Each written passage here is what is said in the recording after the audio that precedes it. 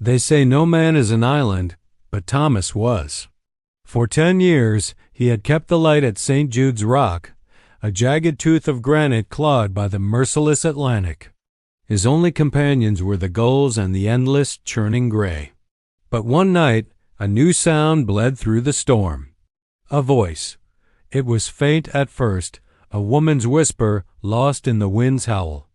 It sounded like his wife, Eleanor, who had been taken by the sea 5 years prior.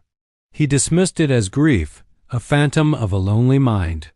But the voice returned the next night, clearer this time, weaving through the fog. Thomas.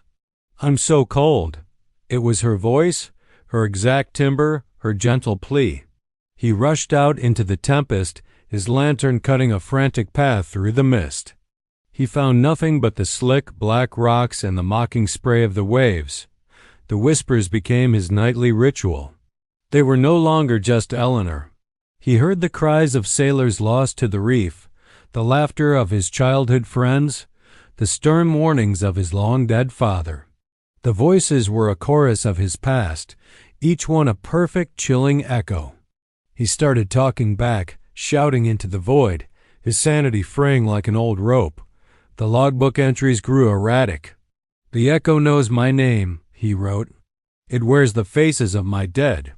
One evening, the generator for the lighthouse lamp sputtered and died. Plunged into an unnatural silence, Thomas heard a new sound.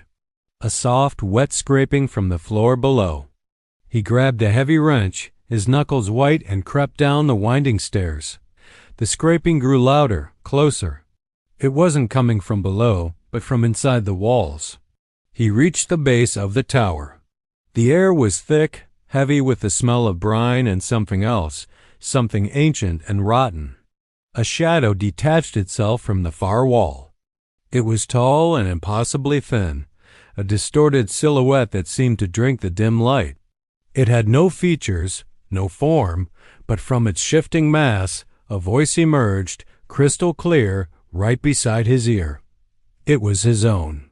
You're not alone anymore, Thomas, he screamed, a raw, primal sound that was swallowed by the sudden, deafening roar of the foghorn, which had inexplicably come back to life. He swung the wrench wildly at the shape, but it passed through nothing but cold, damp air. The shadow dissolved and the scraping stopped.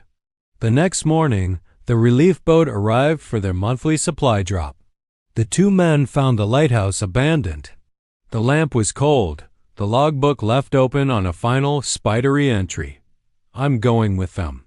They've promised to show me the bottom of the sea. Thomas was never seen again. But sometimes, on the darkest nights, sailors swear they can hear a voice carried on the wind from St. Jude's Rock. A familiar voice, a lonely voice whispering their name from the heart of the storm.